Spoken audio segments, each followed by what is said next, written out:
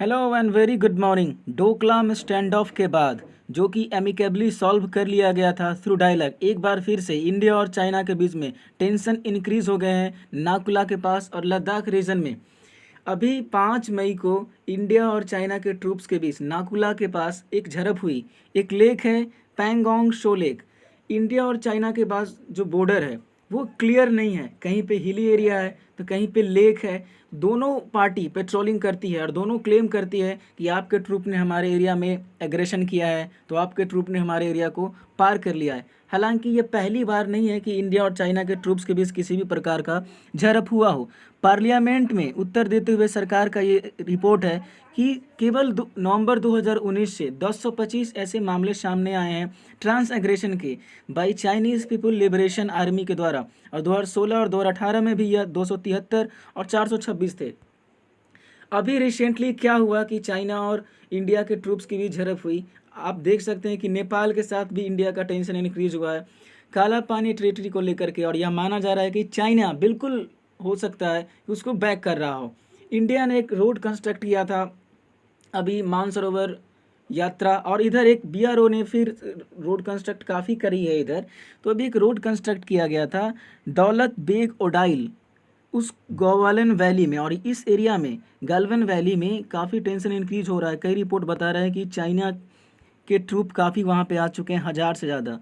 जो रोड है एलओसी के पास या एलएसी के पास पहले उतने अच्छे नहीं थे हमारे, और चाइना का जो रोड थे काफ़ी मोटरेबल थे, यानी कि वहाँ से गाड़ियाँ आसानी से आ सकती थी। और इंडिया का जो टेरेन है, जो टेरिटरी है, वो काफ़ी रिमोट है। हालांकि रिसेंट ईयर में बीआरओ ने कई माइलस्टोन सेट किए हैं और कई प्रोजेक्ट के तहत अरुणाचल प्रदेश और स्ट्रेटजिक एरियाज़ में काफ़ी सारे रोड कंस्ट्रक्ट किए हैं, जिससे हमारी सेना को और आर्मी पर्सनल को और ट्रूप्स को, और न सिर्फ ट्रूप्स को बल्कि हॉविट्जर गन और मशीन को भी ले जाने में काफ़ी आसानी होगी। जो ये रोड बन रहा था वो आज का रोड नहीं है। ये जो डीबीओ रोड है ये 15 साल से बन रहा है, लेकिन 15 साल से चाइना ने कोई भी क्लेम नहीं करी, किसी भी तरह का डिस्प्यूट सामने नहीं आया।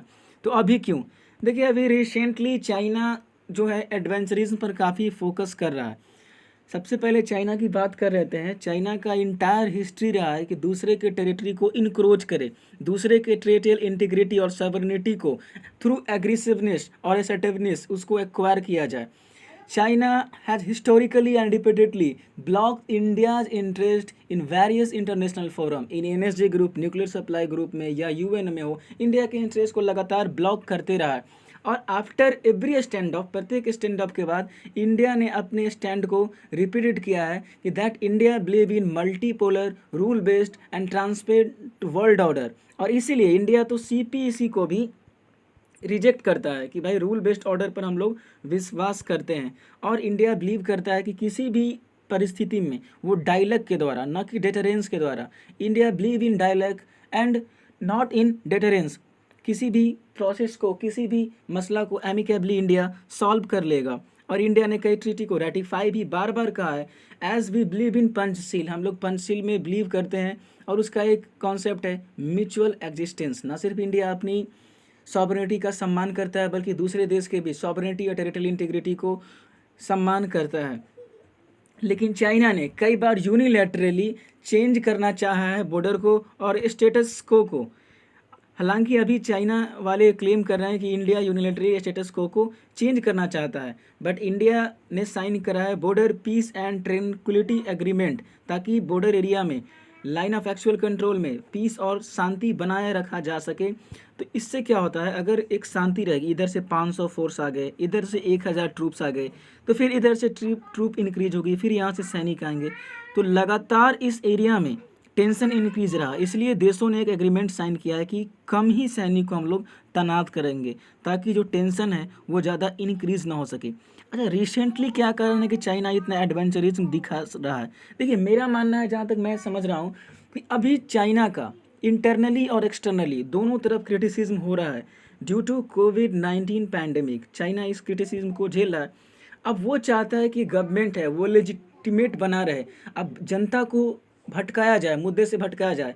इन नट cell I would say in this context मैं यही कहूँगा कि China wanted to provide a new gravy, एक नया ग्रेवी प्रोवाइड करना चाहता है अपने जनता के लिए, to change and divert the mindset of its people, अपनी जनता का माइंडसेट को डाइवर्ट करना चाहता है, चेंज करना चाहता है, और इस ग्रेवी में एक नया मसाला ऐड करना चाहता है by adding Ladakh standoff. You wanted to make this gravy more interesting, ताकि जनता को फैनेटिकली पैट्रियटिज्म, जो कट्टर राष्ट्रवाद है, उसको जगाया जा सके और माइंडसेट को चेंज किया जा सके। अभी चाइना में प्रोटेस्ट भी देखने को मिले थे, वहाँ पे जिनपिंग को हटाने की भी मांग चली थी।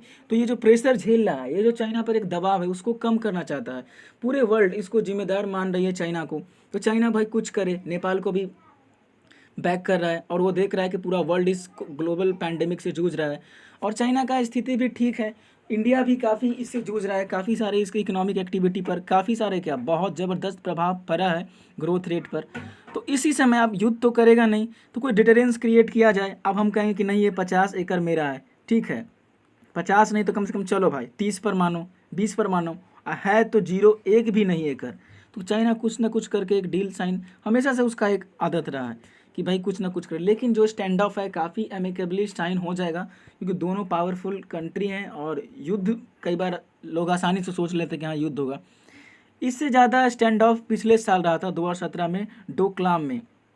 वो टेरिटरी इंडिया की अपनी नहीं थी, भूटान ने इंडिया को काफ़ी ब्लाइंडली और काफ़ी फेथफुली सपोर्ट किया था, और इंडिया ने भी काफ़ी वहाँ पे डटे रहे। अंत में एक सॉल्व हुआ ये प्रॉब्लम। फिर वुहान समिट हुआ, इनफॉर्मल समिट कहे जाते हैं, और उसके बाद ममल्लापुरम। तो टेंशन काफ़ी डीएस्केलेट हुए थे इंडिया और चाइना के बीच में। तो अभी जो इंटेंसिफिकेशन है, ये जो टेंशन का, फिर चाइना के अपने इंटरेस्ट हैं, और वो चाहता है एक्सटर्नल एडवेंचरिज्म, ताकि एक अल्ट्रा नेशनलिज्म को जगाया जा सके और अथॉरिटेरियन जो रिजीम है उसको काफ़ी लेजिटिमेट करार किया जा सके। इसलिए चाइना का कम्युनिस्ट पार्टी है, काफ़ी असर्टिव रहती है, ना सिर्फ किसी भी रीजन में। आप तिब्बत को लेकर देख लीजिए हिस्ट्री, या आप साउथ चाइना सी की हिस्ट्री को देख लीजिए।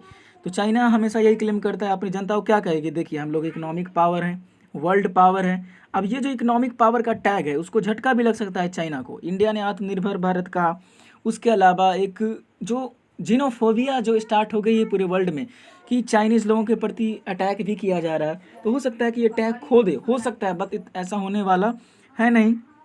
और उसके बाद यूएस के बीच भी टेंशन काफ़ी इंक्रीज हो रखा है। यूएस ने अभी रिसेंटली कहा कि हम मीडिएट करना चाहते हैं इस मसला पर, हम चाहते हैं मध्यस्थता करना। लेकिन ना तो इंडिया और ना ही चाइना चाहेगी कि कोई भी एक तीसरा कंट्री उनके बायलैटरल इशू में आए।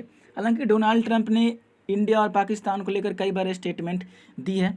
तो यूएसए भी शुरू से ही, जब से ट्रंप एडमिनिस्ट्रेशन आए हैं पावर में, तब से उन दोनों के बीच एक टेंशन रहा। इकोनॉमिक सैंक्शन को लेकर हो, या हांगकांग के मुद्दे पर यूएसए ने काफ़ी अपना स्टेटमेंट दिया। तो बहुत सारे रीज़न को लेकर के तो चाइना बस चाह रहा है कि डाइवर्ट करे, कुछ एडवेंचरिज्म करे, और एक मुद्दा दुनिया के सामने लेकर के अपनी जनता को मुद्दे से भटकाए। और काफ़ी डेवलपमेंट होने बाकी हैं, जो भी डेवलपमेंट होंगे इस पर एक वीडियो बनेगा। Thank you very much for watching, thank you very much.